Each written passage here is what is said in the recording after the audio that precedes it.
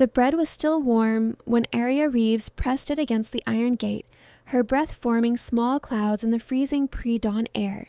She had been doing this for 3 months now, ever since the old woman who used to make deliveries to the Valdorian estate had fallen ill. The bakery owner, Mr. Chen, had asked if Aria minded taking over the route, and she'd agreed without thinking much of it. It was just bread after all, just a delivery to some reclusive wealthy family that lived in the massive Gothic mansion on the hill overlooking the city. Except, it wasn't just any mansion, and they weren't just any family. Aria had heard the rumors, of course. Everyone in the city had. The Valdorians had lived in that estate for over 200 years, never aging, never seen in daylight, never participating in normal society except through lawyers and intermediaries. Some said they were old money eccentrics. Others whispered darker things. Vampires, they said, the whole bloodline. Ancient and powerful. Aria didn't believe in vampires. She believed in rent that needed paying, in student loans that crushed her finances, in the reality of working 3 jobs just to survive in this expensive city. So every morning at 5 a.m., she baked the special dark grain bread that the Valdorians ordered, wrapped it in cloth, and brought it to their gate. She never saw anyone. She would simply press the call button, wait for the gate to buzz open electronically, walk up the long obsidian driveway, and leave the bread on the marble steps of the entrance. By the time she turned around, the gate would already be closing behind her, until this morning.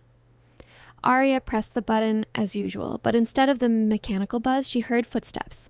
Real footsteps coming from somewhere beyond the gate. She froze, her hand still on the iron bars, the warm loaf clutched against her chest. The figure that emerged from the morning mist made her breath catch. He was impossibly tall, easily 6.5 feet, with a presence that seemed to pull at the very air around him. His hair fell in waves of pure white to his shoulders, stark against skin that was equally pale, luminous in the dim light. His features were sharp and aristocratic, all high cheekbones and a strong jaw, but it was his eyes that held her paralyzed. They were the color of fresh blood, deep crimson, and they were fixed entirely on her. He wore a black suit that looked like it cost more than her entire year's salary, tailored perfectly to his broad shoulders and lean frame. Everything about him screamed power, danger, and something ancient that her human instincts told her to run from, but she couldn't move. "You are the one who brings the bread," he said, and his voice was like dark velvet, accented with something old European that she couldn't quite place. Aria's mouth had gone dry. "Yes, every morning. I'll just leave it on the steps like always." "No." The word was soft but absolute. He moved closer to the gate, and she could see now that he moved with an inhuman grace, each step perfectly balanced, perfectly controlled. "I have watched you through the cameras these past weeks. You come before the sun rises. You handle the bread carefully, as though it matters to you that it arrives warm. You do not rush despite the cold." She didn't know what to say to that. "It's my job to deliver quality." Something flickered across his face, an expression she couldn't read. "What is your name?" "Aria. Aria Reeves. Aria." He said it like he was tasting the syllables. "I am Draven Valdorian, and I find myself curious about the human who treats even a simple delivery with such care." The gate swung open silently, though he hadn't touched anything. Magic or technology, she couldn't tell. "Come inside," Draven said. "Bring the bread to the kitchen yourself. I would speak with you properly." Every instinct told her this was dangerous. Every horror movie she'd ever seen, every cautionary tale, every logical thought in her head screamed that walking into a vampire's mansion at dawn was a phenomenally stupid idea. But there was something in those crimson eyes that wasn't threatening. It was lonely. Aria took a breath and stepped through the gate. The mansion was even more impressive inside than out. Draven led her through halls lined with dark wood and old paintings, past rooms filled with furniture that belonged in museums. Everything was immaculate, elegant, and completely untouched by anything modern except for the subtle lighting built into the crown molding. The kitchen, when they reached it, was a contrast of old and new. The counters were modern marble, the appliances were state-of-the-art, but the room itself had the bones of something centuries old, with a massive hearth at one end and windows shuttered against the coming dawn. "You may set the bread there," Draven said, gesturing to the central island. Aria placed the cloth-wrapped loaf down carefully, very aware that she was alone with a creature that could probably kill her without effort. But Draven made no threatening moves. Instead, he unwrapped the bread himself, breaking off a piece. "We do not need food for sustenance," he said quietly, examining the still steaming bread. "But some of us enjoy the taste of things we remember from our human lives. This bread, it is made the old way, with time and care. My sister Ravenna particularly appreciates it." "I'm glad," Aria said and meant it. Draven's eyes lifted to hers again, and this time she saw surprise in them. "You are not afraid." "I'm terrified," she admitted. "But you haven't hurt me, and you seem sad." The word hung in the air between them. For a long moment, Draven simply stared at her, and Aria wondered if she'd crossed a line, if she'd insulted a creature powerful enough to end her life with a thought. Then he smiled, just a slight curve of his lips, and it transformed his entire face. "Sad," he repeated. "Perhaps. It has been a very long time since anyone looked at me and saw anything but a monster or a lord to fear." "How long?" "I was turned in 1247. I have been what I am for nearly 800 years. The number was so vast that Aria couldn't quite process it. 800 years of existence, of watching the world change, of living in the darkness. I can't imagine. Most cannot. Draven moved to a cabinet, pulling out 2 crystal glasses and a bottle of deep red liquid that definitely wasn't wine. "I rule over the vampire court in this region. 12 bloodlines answer to me. Over 300 immortals call me king. I have wealth beyond measure, power that humans can scarcely comprehend, and I have not had a conversation this genuine in decades." He poured the blood into one glass with practiced ease, then looked at her questioningly. "I have wine, if you would join me in a drink. The sun will not rise for another 40 minutes. You have time." Aria knew she should leave. She should thank him politely and get out of this mansion before something went wrong. But the loneliness in his voice was so familiar, so much like what she felt in her own small apartment after working herself to exhaustion every day, that she couldn't bring herself to walk away. "Wine would be nice," she said softly. They sat in a parlor that overlooked the city, though the windows were specially treated to keep out the deadly sunlight. Draven explained how the vampire world worked, how they had adapted to the modern age, how they maintained secrecy through careful political maneuvering and selective memory alteration when necessary. Aria told him about her life, about studying art history while working 3 jobs, about the small dreams she held on to even when exhaustion threatened to crush them, about how sometimes she felt invisible, just another struggling human in a city of millions. "You are not invisible," Draven said firmly. "I have lived for centuries, Aria Reeves, and I know the rare from the common. You have something in you that shines. I saw it even through security footage. In person, it is radiant." She felt heat rise to her cheeks. "You barely know me. I know enough. I know that you care about bread being warm for strangers. I know that you look at a vampire king and see a sad man rather than a monster. I know that your eyes light when you speak of art, and that you have not allowed the cruelty of the world to harden you into bitterness." His gaze was intense, burning. "These things are not nothing." The sun was beginning to lighten the horizon when Aria finally stood to leave. Draven walked her to the door, and she noticed that he stayed carefully in the shadows, away from even the faintest rays that might penetrate the treated windows. "Will you come again?" he asked. "Tomorrow, with the bread?" "I come every morning," she said. "No, I mean, will you come inside again? Will you speak with me again?" He paused, and for the first time looked almost uncertain. "I would very much like to see you again, Aria." Her heart was pounding, but she nodded. "I'd like that too." The smile he gave her was brilliant and rare and made him look almost human. Aria returned the next morning, and the morning after that, and the morning after that. Each time, Draven would be waiting at the gate, ready to walk her inside to share an hour of conversation before the sun rose too high and she had to leave for her other jobs. She learned that he had been a knight before his turning, the youngest son of a minor noble who had sought glory in the Crusades. He had been turned by a vampire queen who saw potential in him, and he had risen through the immortal ranks through sheer force of will and strategic brilliance. He read voraciously, spoke 14 languages, and had a particular fondness for Renaissance art. Draven learned that Aria had lost her parents young, that she'd fought for every scrap of education, that she dreamed of working in a museum someday but could barely afford to keep herself housed and fed. He learned that she loved old things, historical things, that she saw beauty in preservation and legacy. On the 6th morning, he introduced her to his sister. Ravenna was even more striking than Draven, if that was possible. She had the same white hair, the same pale skin, but her features were delicate and sharp, her eyes a lighter shade of crimson. She wore a gown that looked like it belonged in a period drama, all black silk and antique lace. "So this is the baker girl my brother speaks of constantly," Ravenna said, her accented voice amused. "I was beginning to think he had invented you." "Ravenna," Draven said warningly, but his sister just laughed, a sound like bells. "Peace, brother. I merely came to thank Miss Reeves for the bread.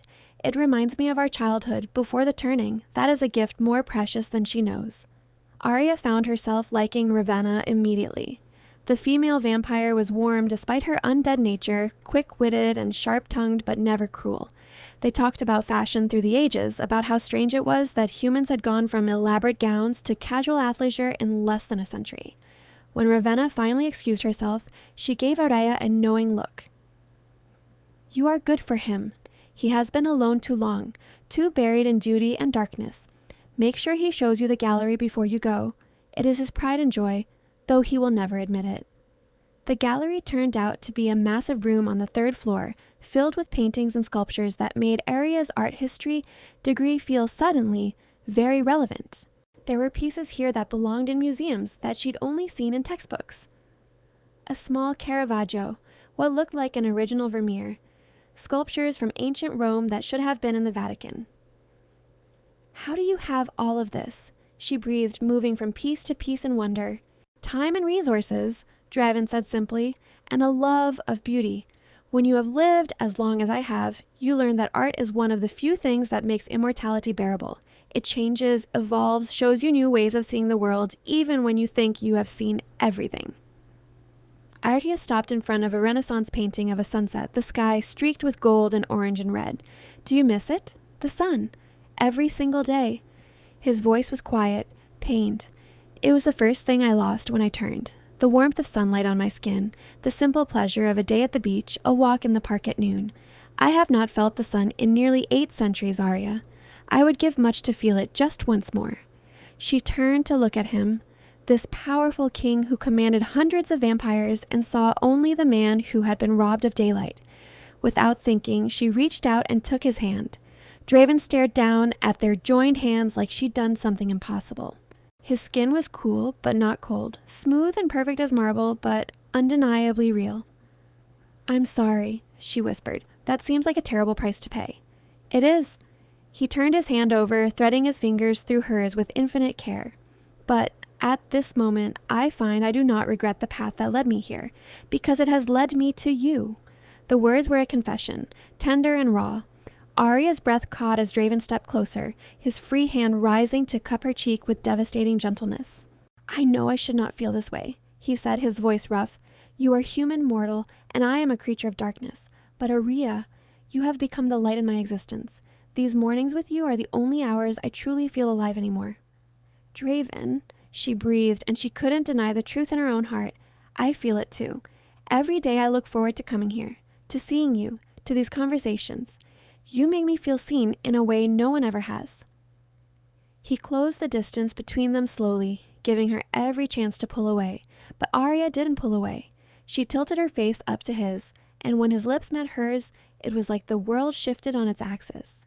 The kiss was careful at first, almost reverent, as though Draven was afraid she might shatter.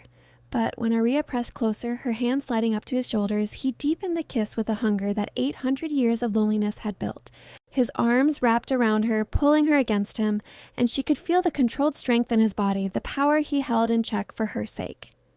When they finally broke apart, both breathing hard despite the fact that he didn't technically need to breathe, Draven rested his forehead against hers. "This is dangerous," he murmured. "There are those in the vampire world who would see you as a weakness, as something to exploit or destroy to hurt me." "Then we'll be careful," Aria said firmly. "You do not understand. I am the vampire king of this region. I have enemies, rivals, those who would love to see me fall. If they knew how much you mean to me." He pulled back enough to meet her eyes, his own blazing crimson. "I would slaughter anyone who tried to harm you, Aria. I would break every law of our kind, start a war if necessary." You have become precious to me, and I am a creature who protects what is mine with every ounce of power I possess." The possessiveness in his words should have frightened her. Instead, it made something warm unfurl in her chest. No one had ever cared about her like this, had ever been willing to fight for her. "I'm not afraid," she said. "Not of you, and not of them. I want this, Draven. I want you." The words seemed to break something in him. He kissed her again, fiercer this time, and she lost herself in the sensation of being held by someone who treated her like she was made of starlight and dreams. They began seeing each other properly after that. Draven would send a car for her in the evenings after her shifts, bringing her to the mansion once night had fallen. They would walk the estate grounds together, talking for hours about everything and nothing. He showed her his library, which contained thousands of books in dozens of languages. She showed him her favorite coffee shop, the one with the worn armchairs and local art on the walls, and watched him try a latte for the first time in centuries. Draven was different when he was just with her, away from the weight of his crown and duties. He laughed more, smiled more, let himself be simply a man rather than a king, but he was also fiercely protective, constantly aware of their surroundings, always positioning himself between her and any potential threats. Aria met more of his inner circle. Lucian, his second in command, who had silver eyes instead of red and a dry sense of humor that made her laugh. Seraphine, an ancient vampire who served as their historian and archivist, who was delighted to discuss art history with someone who actually understood the subject. Dante, the master of the guards, who looked like he could tear apart a building with his bare hands, but who spoke to Aria with courteous respect because Draven clearly cared for her. 2 months into their relationship, everything changed. Aria was at the mansion, curled up with Draven on a sofa in his private quarters when Lucian burst through the door with unusual urgency. "My lord, we have a problem. The Thornborn delegation has arrived early. They are at the gates now." Draven was on his feet instantly, his entire demeanor shifting from relaxed to commanding in a heartbeat. "I was not expecting them until next week. Did they say why they have come?" "No, but Lord Kale is with them personally, and he is demanding an audience." Aria saw the tension in Draven's shoulders. "Who is Lord Kale?" "The vampire king of the Eastern Territories," Draven said grimly, "and one of the most dangerous immortals alive. He has been seeking to expand his power for decades, and he views my region as a prime target." He turned to Lucian. "Take Aria to the safe room, now." "I will keep her secure," Lucian promised.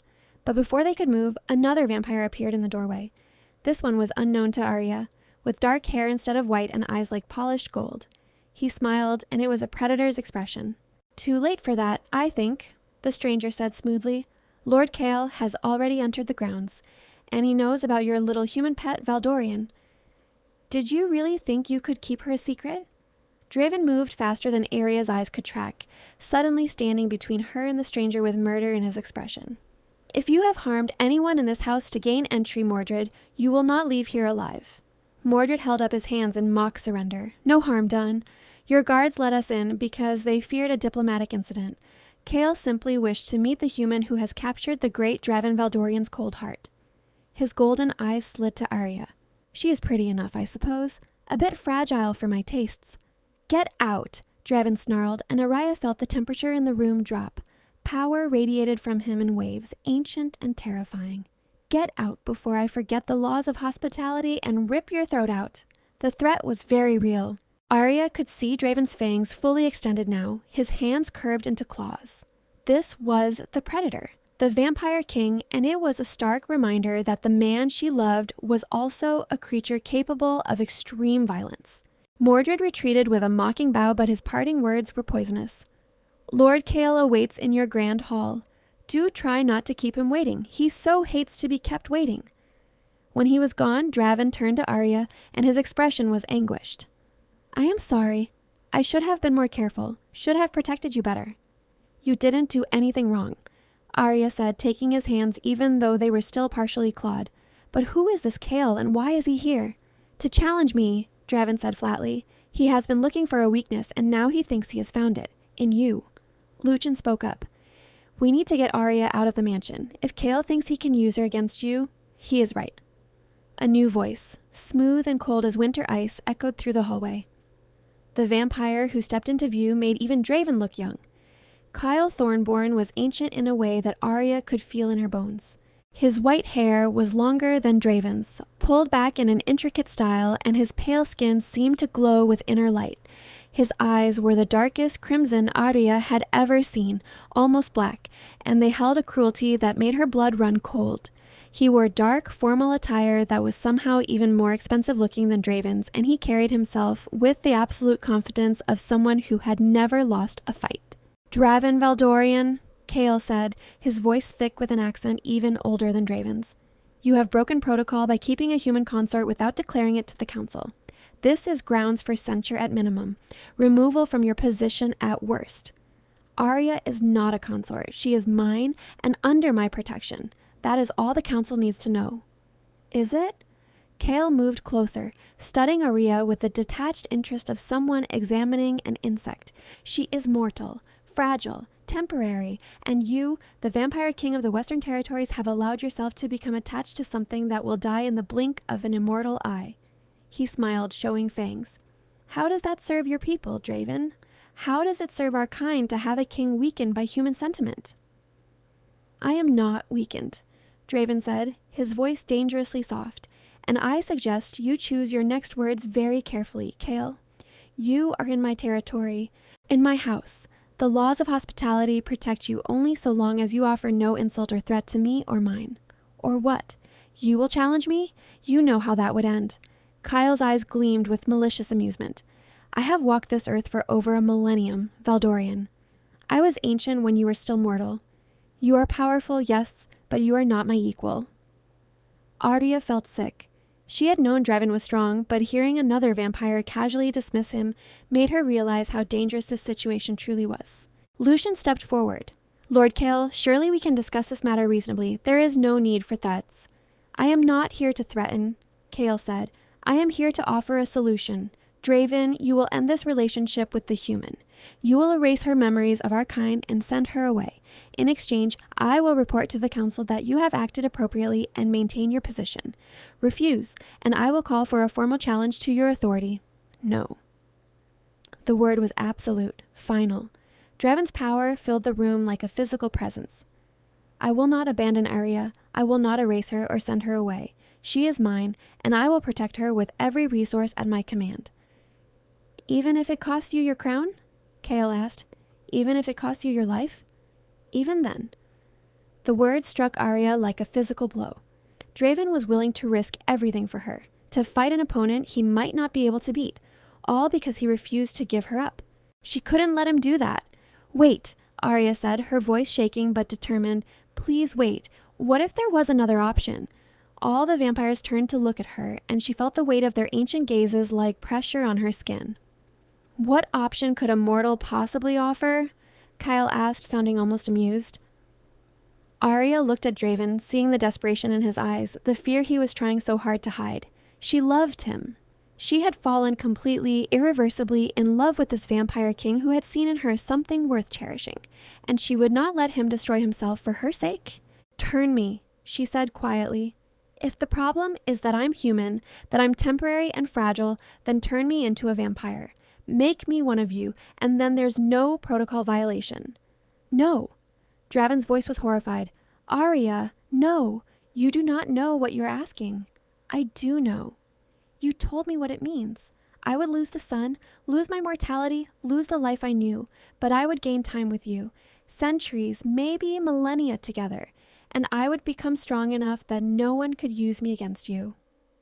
"The turning is not always successful," Ravenna said, appearing from somewhere in the hallway. "Many humans do not survive it, and those who do are changed in ways that cannot be predicted. You could lose yourself, Aria.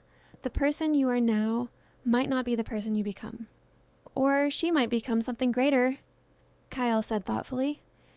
"It is an interesting proposal.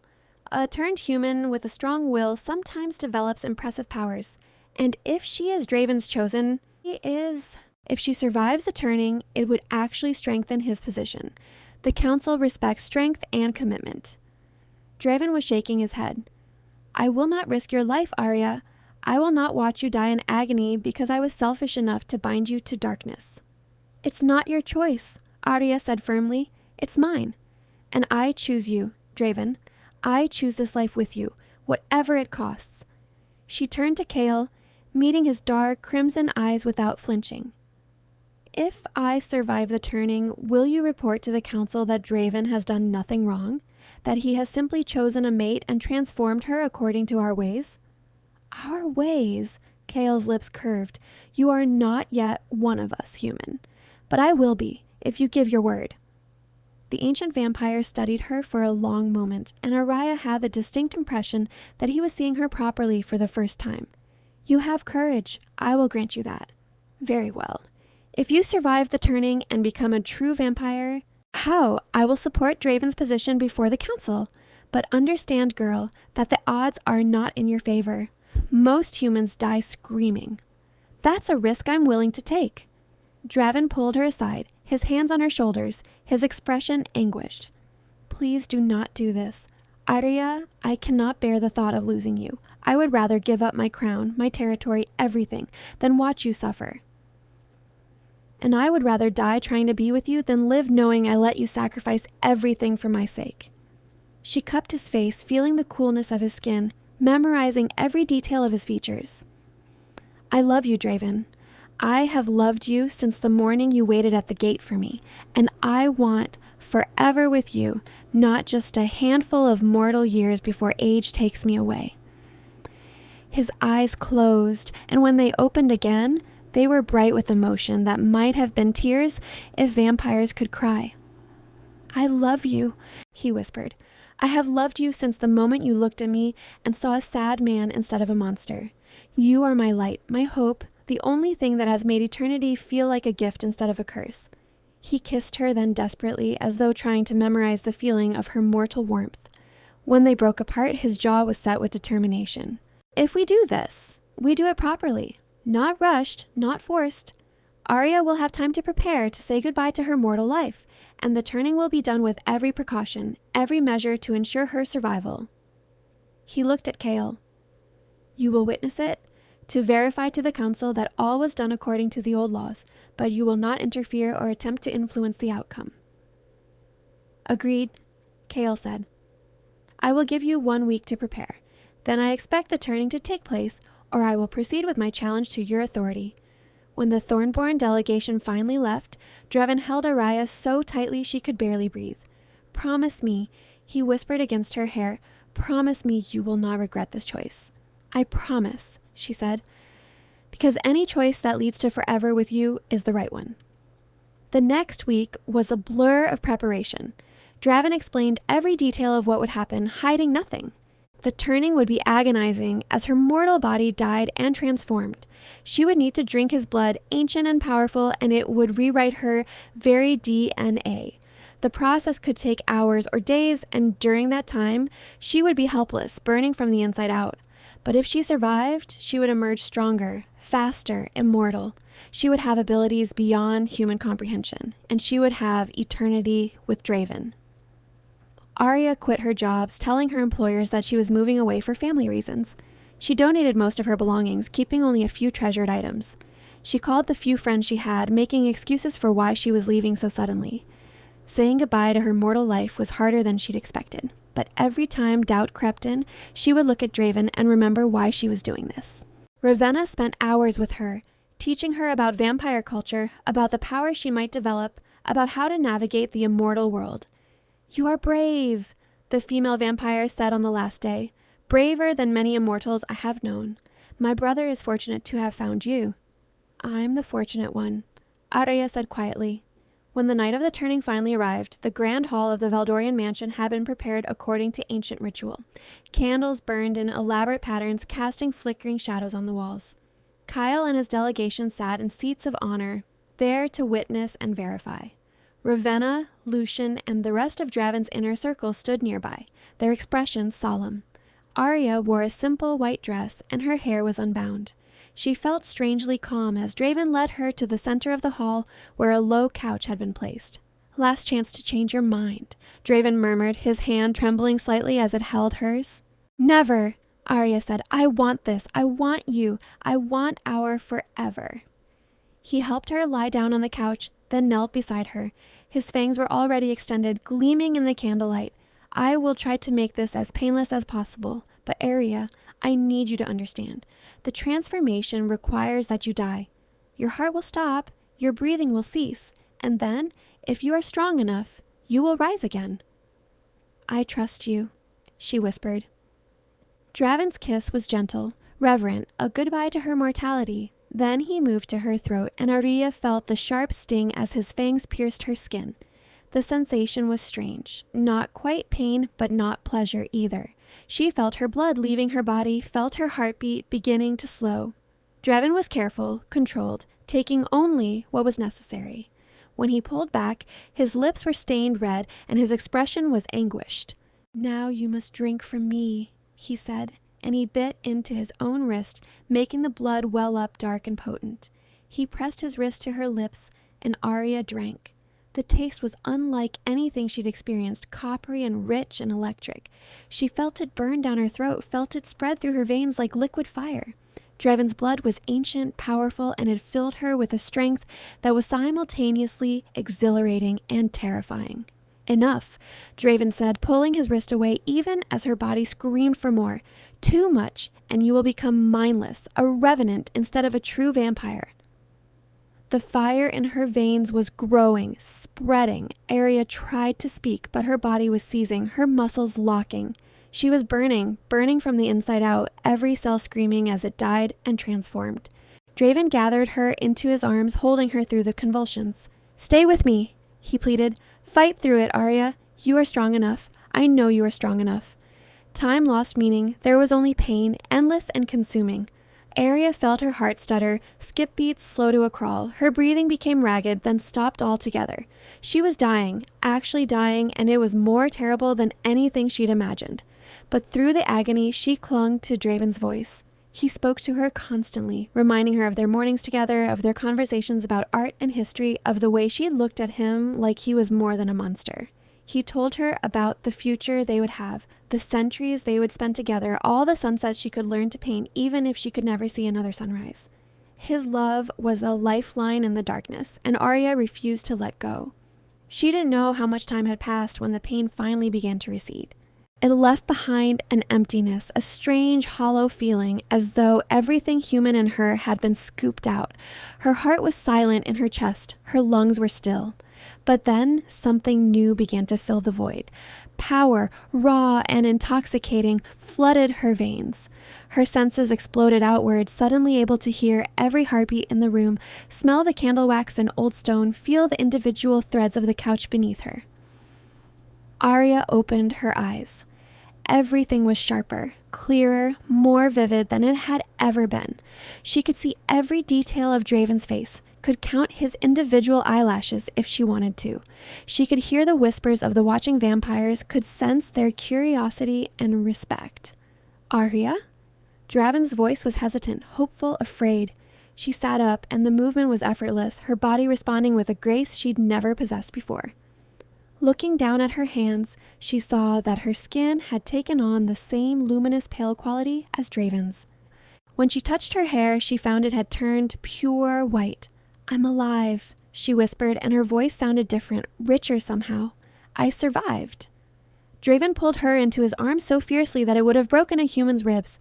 But Aria was no longer human. She was vampire, immortal, and she could feel the strength in her new body, the power that thrummed through her veins. Thank the ancients, Draven breathed against her hair. Thank every dark god that exists. You survived, you came back to me. Kale stood from his seat, approaching them with measured steps. Up close, Aria could now sense the true extent of his power, a presence that made even Draven feel young, but she was not afraid. Welcome to immortality, Aria Valdorian, Kyle said formally. You have survived the turning, which proves your strength, and you have done so with Draven's blood, which makes you his in the eyes of all our kind. He inclined his head slightly. I will report to the council that the vampire king of the Western Territories has taken a mate and turned her according to our most ancient laws.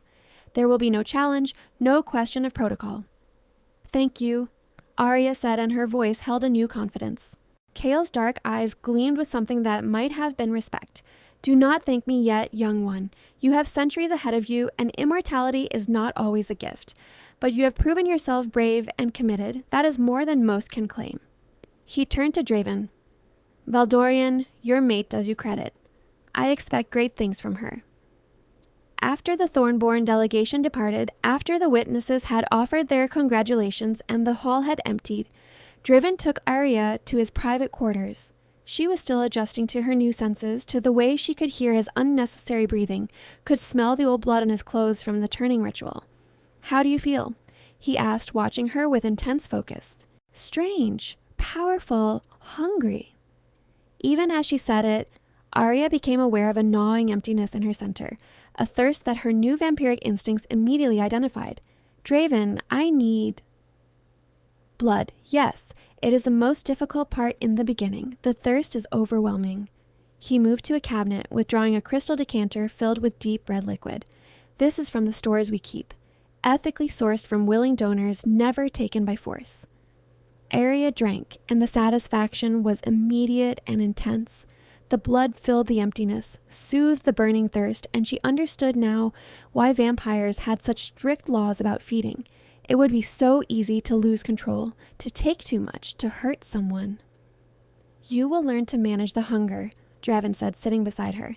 It becomes easier with time and practice, and you will never have to hunt humans, Aria. I promise you that. We have systems in place, ways to feed without causing harm. She nodded, trusting him.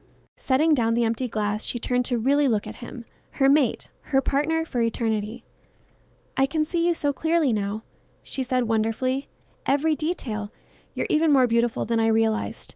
Draven smiled, and he was radiant. As are you. Immortality suits you, my love. He kissed her then, and it was different than before. Aria could match his strength now, could respond with the same intensity without fear of breaking. She could feel the connection between them, deeper than mere physical attraction, the bond of maker and created, of king and mate, of two immortals who had chosen each other. When they finally broke apart, Aria noticed something strange. There was a faint glow emanating from her hands, a soft golden light that pulsed in time with her still heart. What is this? She asked, holding up her hands in wonder. Draven's eyes widened. It appears you have developed a gift. Some vampires manifest abilities when they are turned, though it is rare. The fact that you have one so immediately is remarkable. Over the next hours, they experimented with Aria's new ability. The golden light seemed to respond to her emotions, to her will. She could make it brighter or dimmer, could shape it into different forms. And when Draven accidentally cut himself testing a blade, Aria instinctively reached out with the light and watched in amazement as the wound closed. You are a healer, Ravenna said when she arrived to check on them. A vampire who can heal others. Aria, do you understand how rare this is? How valuable? Will it work on humans too? Aria asked. Possibly. We would need to test it carefully. Ravenna's expression was thoughtful. This changes things. A healer vampire of your potential made it to the Vampire King with the courage you have already displayed. The council will be very interested in you, Aria. But Aria didn't care about the council's interest. She cared about the fact that she had survived, that she was with Draven, that they had forever stretching ahead of them. The next weeks were a revelation. Draven taught her how to move with vampiric speed, how to use her enhanced strength without destroying everything she touched. Lucian showed her how to fight, insisting that the king's mate needed to be able to defend herself. Seraphine introduced her to the vast vampire library, to histories that spanned millennia. Aria discovered that she didn't miss the sun as much as she'd feared.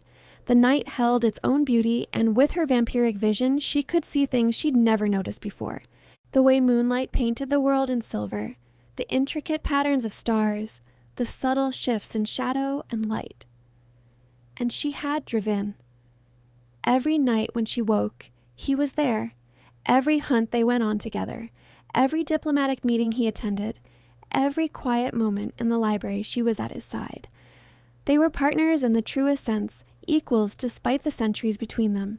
6 months after her turning, the council formally summoned them to the Eternal Court, the hidden vampire capital beneath the old city of Prague. It was a grand affair with representatives from every major bloodline in attendance. Aria wore a gown of midnight blue silk that Ravenna had commissioned, and her white hair was styled in an elaborate updo. She looked every inch the vampire queen, regal and powerful and beautiful in the way only immortals could be. Draven stood beside her in formal attire, his hand at the small of her back, and together they entered the grand hall where the council waited. The council consisted of 5 ancient vampires, each representing a different region of the world. They sat on thrones of black marble, their eyes glowing in the dim light. Kale Thornborn was among them, representing the Eastern Territories. Draven Valdorian, the council speaker intoned, her voice echoing through the hall. You have brought your mate before us, Aria Reeves, formerly human, now vampire. We have heard the reports of her turning, of her survival, and her gifts. Approach. Aria and Draven walked forward together, their steps perfectly synchronized. When they reached the base of the council's platform, Aria did not bow or lower her eyes. She met each ancient vampire's gaze steadily, showing respect but not fear. Aria Valdorian, the speaker said, you were turned without the council's permission, which is technically a violation of protocol. However, the circumstances were unusual, and you have proven yourself worthy of the gift of immortality. More than worthy, given the reports of your healing abilities. I am honored by the council's recognition, Aria said formally. We understand you wish to remain in the Western Territories with your mate, rather than joining one of the established bloodlines. That is correct. My place is with Draven. The speaker's lips curved slightly. Love is a powerful force, even among immortals. Very well. The council recognizes your union and grants you the title of Vampire Queen of the Western Territories, with all the rights and responsibilities that entails. A title. Real political power. Aria hadn't expected that, but she accepted it with grace. I will serve my territory and my people with honor. See that you do. The speaker's gaze shifted to Draven. Valdorian, you have chosen well. Your mate brings strength and unique abilities to your court. We expect great things from both of you. After the formal ceremony, there was a reception where Aria met vampires from around the world. Many were curious about the human who had survived the turning with such powerful results. Others were calculating, already trying to determine how to use her healing abilities for their own advantage. But Draven never left her side, and Aria found that she could hold her own. Her mortal life had taught her how to read people, how to navigate social situations with limited resources. Those skills translated surprisingly well to vampire politics. Kale approached them toward the end of the night. Oh, you have done well, he said to Aria. I confess I did not expect you to adapt so quickly to immortal life. I had good teachers, Aria replied, and strong motivation. Indeed. Kale glanced at Draven. Valdorian, I apologize for forcing the issue with the turning. I see now that your choice of mate was sound. She strengthens your position rather than weakening it. Draven inclined his head, accepting the apology. We all serve the greater good of our kind in our own ways. When they finally returned to the mansion, Aria felt exhausted despite her vampiric stamina. The political maneuvering, the constant evaluation, the weight of her new title, it was overwhelming. Draven seemed to sense her mood. He led her to the roof of the mansion where they could see the city spread out below them, lights twinkling like earthbound stars. I know this is not the life you imagine for yourself, he said quietly. When you were human, delivering bread and dreaming of museums, you never could have anticipated this. No, Aria agreed, but it's better than I imagined. Draven, I don't regret anything. Not the turning, not the politics, not any of it. Because I have you. She leaned against him, feeling his arms wrap around her, and for a moment they simply stood together in the darkness. Do you ever miss it? Draven asked. The warmth of the bread you used to bake, the simple pleasure of those early mornings? Aria considered. Sometimes, but I have new pleasures now. The way the world looks through vampire eyes, the feeling of running at supernatural speed, the knowledge that we have centuries to explore and learn and love. She turned in his arms to face him. And I still deliver things to you every night, just not bread. What do you deliver then? He asked, smiling. My heart, my trust, my love, all the parts of me that matter. She kissed him softly. Forever, Draven. You have me forever now. His eyes glowed crimson in the darkness, bright with emotion. And you have me. For as long as eternity lasts, Aria, you have me. Years passed, then decades. Aria grew into her power, her healing abilities developing until she could cure injuries and illnesses that would have killed normal vampires. She became known throughout the immortal world as the White Healer, respected and sought after. She and Draven ruled the Western territories with wisdom and strength, maintaining peace between the bloodlines, protecting both vampires and humans from those who would abuse their power. They were partners in every sense, challenging each other, supporting each other, loving each other through every trial. Ravenna often joked that they were disgustingly happy, so in love, even after 50 years, that it made other vampires jealous, and it was true. Aria and Draven's bond only deepened with time, each year adding new layers to their relationship. On the anniversary of Aria's turning 50 years to the day, Draven took her back to the gate where they'd first truly met. The mansion looked the same as it had that dawn when she'd delivered warm bread, though the world around it had changed dramatically. "Do you remember?" Draven asked, his hand in hers. "Every moment," Aria said. "I remember being so nervous when you appeared in the mist. I remember thinking you were the most beautiful and terrifying thing I'd ever seen. And I remember thinking that you looked at me like I was a person instead of a monster, that you saw something in me worth talking to, worth knowing." He turned to face her fully. "You gave me hope, Aria. After centuries of darkness, you were my light. And you gave me purpose, a reason to fight, to transform, to become more than I ever thought possible." She smiled. "We saved each other, I think. We did." Draven pulled her close, and they stood at the gate where it had all begun, two vampires who had found love in the darkness. Above them, the stars wheeled through the night sky, marking the passage of time that had become meaningless. They had eternity together now, and they would use every moment of it. Aria no longer delivered warm bread to the Vampire King's gate each dawn. But every night when she woke, in their shared chambers, she looked at Draven and knew that she delivered something far more valuable all those years ago. She'd delivered her heart, her trust, her future, and in return, he'd given her forever. The bakery where she used to work had long since closed, replaced by a modern coffee chain. The apartment where she'd struggled to pay rent was now occupied by a young family. Her mortal life had faded into history, remembered by no one except her. But Aria didn't mourn it. She had chosen this path, chosen immortality and power and love, and she had never regretted it for a single moment. Standing at the gate with Draven, surrounded by the knight they both belonged to, Aria felt complete. The human girl who had delivered bread was gone, transformed into something greater. But the core of who she was, the woman who saw beauty in old things, who cared about doing her job well, who looked at a vampire king and saw a man in need of companionship, that part remained. "I love you," she said, the words as true now as they'd been the day she'd chosen to turn. "I love you," Draven replied, "my queen, my mate, my forever." They kissed there at the gate, two immortal beings who had found in each other something that even eternity couldn't diminish. And as the night deepened around them, full of stars and shadows and endless possibility, they walked back to their mansion hand in hand. The future stretched ahead, vast and unknowable.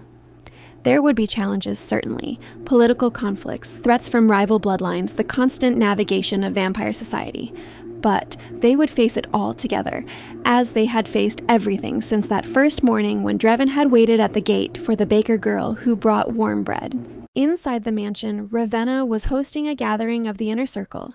Lucian had brought his own newly turned mate, a former detective who had stumbled onto vampire secrets and chosen to join them rather than be memory wiped. Seraphine was debating historical accuracy with Dante, who insisted that his first-hand accounts of ancient battles were more reliable than written records. "There you are," Ravenna called when Aria and Draven entered. "We were beginning to think you'd gotten lost reminiscing." "Just appreciating how far we've come," Aria said, accepting a crystal glass of blood from a server. The gathering was warm and lively, despite the undead nature of everyone present. There was laughter and conversation, teasing and debate. This was her family now, these immortal beings who had accepted her into their ranks. Later, when the guests had departed and the mansion was quiet, Aria and Draven retired to the gallery. The art collection had grown over the years, with Aria adding pieces that spoke to her. Modern works alongside the ancient masters, a blend of old and new that reflected their own relationship. "I've been thinking," Draven said, studying a painting Aria had commissioned from a up-and-coming vampire artist, "about starting a foundation, something to support human artists to preserve the beauty and creativity that you love so much in your mortal life." Aria turned to him, surprised and touched. Really? You gave up much to be with me. The least I can do is help you hold on to the parts that mattered most. He smiled. Besides, you were right all those years ago. Art makes immortality bearable. It shows us new ways of seeing, reminds us that beauty exists even in darkness. It was perfect. A way to honor both her past and her present. We could call it the Dawn Foundation, Aria suggested, for the time of day when we first really met. The Dawn Foundation, Draven repeated, testing the words. I like it. A reminder that even creatures of the night can appreciate the light. They spent the rest of the evening planning, discussing how to structure the foundation, which artists to support first, how to make it sustainable for centuries to come. It was the kind of project that only immortals could truly undertake, thinking in terms of generations and centuries rather than years. As dawn approached, and they felt the pull of day sleep beginning to tug at them, Draven led Aria to their private chambers. The room was designed to be completely light-proof, with heavy shutters and blackout curtains, but it was also beautiful, decorated in shades of deep blue and silver. They lay down together in the massive bed, and Aria curled into Draven's side, her head on his chest where his heart no longer beat. But she could feel the bond between them, stronger than any physical heartbeat, tying them together across time and death and transformation. Sweet dreams, Draven murmured, pressing a kiss to her white hair. Sweet dreams, Aria echoed, as day sleep claimed them, pulling them down into the temporary death that all vampires experience during sunlight hours. Aria's last thought was one of profound gratitude. She had been given a gift beyond measure, not just immortality, but love that transcended mortality itself. The girl who had delivered warm bread to a vampire's gate each dawn had found her fairy tale ending. Not in the sunshine and simplicity she might have once imagined, but in the darkness and complexity of the immortal world. She had become a queen, a healer, a partner to a king who would move heaven and earth to protect her. And every night when she woke, Draven would be there, waiting for her with the same patient intensity he had shown that first morning at the gate. They had forever now, and they would spend it building something beautiful together. The Dawn Foundation became one of the most prestigious art grants in the world, though few knew it was run by vampires. Over the decades, it supported thousands of artists, helping to create works that would be treasured for generations. Aria personally reviewed every application, using her art history knowledge to identify promising talent. She loved seeing human creativity flourish, loved knowing that she was contributing to the preservation of beauty in the world. It connected her to her mortal past while firmly rooting her in her immortal present. Draven watched her work with quiet pride, seeing how she had taken the passion of her human life and transformed it into something that could span centuries. She had not lost herself in the turning as he had feared. She had become more fully herself, unrestrained by mortal limitations. On their 100th anniversary, the council sent formal recognition of their union, acknowledging them as one of the strongest partnerships in the immortal world. It came with gifts of ancient artifacts and offers of alliance from bloodlines around the globe. But the gift Aria treasured most was the one Draven gave her privately. He took her to a special chamber deep in the mansion's underground levels, one she had never seen before. Inside was a painting, massive and breathtaking, showing a sunrise over mountains. The colors were vibrant and warm, capturing the exact golden light of dawn. I had it commissioned by an artist who can work during the day. Draven explained, I described every sunrise I remember from my mortal life, every detail of how the light looked and felt. It's not the same as experiencing it, but I wanted you to have some piece of what we both lost. Aria stood before the painting, tears she could no longer cry burning in her eyes. It's perfect. Draven, this is the most thoughtful gift anyone has ever given me. You gave up the sun for me, he said simply. The least I can do is bring you its memory. They stood together in front of the painted sunrise, and Aria realized that this was what love truly meant. Not grand gestures or dramatic sacrifices, though they had experienced those too. But this quiet understanding, this desire to give each other beauty and comfort, this partnership that had only grown stronger over a century of time. I would do it again, she said softly. Give up the sun, give up my mortality, give up everything for this, for you, for us. Draven pulled her into his arms, holding her close. As would I. If I could go back to that morning when I first saw you on the security cameras delivering bread with such care, I would make the same choice to wait for you at the gate, because that decision led me here to this moment with you." They made love in front of the painted sunrise, celebrating a century of partnership, of love that had survived transformation and politics and the weight of immortality itself. And when they were done, sated and content, they lay together and talked about the next 100 years, the next 1,000, all the time they had stretching ahead. The world would change around them. Technology would advance, societies would rise and fall, new generations of humans would be born and die. But Aria and Draven would remain, constant and eternal, anchors for each other in the chaos of immortal existence. They would face challenges, certainly. There would be conflicts with other bloodlines, threats to their territory, moments of doubt and darkness. But they would face it all together, as they always had, because once upon a time, a human girl had delivered warm bread to a vampire king's gate each dawn. And when that king had finally waited for her himself, when he had looked at her and seen something worth cherishing, it had begun a love story that would span centuries. Aria Valdorian, once mortal baker, now vampire queen and renowned healer, had found her forever. And she spent every night grateful for the choice she'd made, for the courage to walk through that gate, for the love that had transformed her in ways that went far beyond the physical change from human to vampire. Draven Valdorian, ancient king who had lived through centuries of darkness, had found his light. And he spent every night protecting it, nurturing it, loving the woman who had seen past his monstrous nature to the man beneath. Together, they were complete. Together, they were eternal. Together, they proved that even in a world of darkness and blood, true love could flourish and endure. The warm bread that had brought them together was long forgotten, replaced by something far more sustaining. The warmth of companionship, the nourishment of love, the sweetness of partnership that needed no physical form to satisfy the deepest hungers of the soul.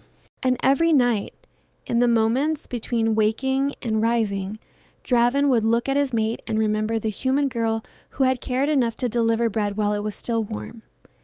Every night, Aria would look at her king and remember the lonely immortal who had waited at the gate just to speak with her. Those memories were treasures they would carry through eternity, reminders of where they had started and how far they had come. From a simple act of service to a love that had conquered death itself, from a chance meeting to a partnership that would shape the vampire world for generations to come. This was their story, their truth, their forever, and it was more beautiful than any sunrise, more precious than any treasure, more powerful than any magic the immortal world had ever known. It was love, pure and simple and eternal, and it was enough.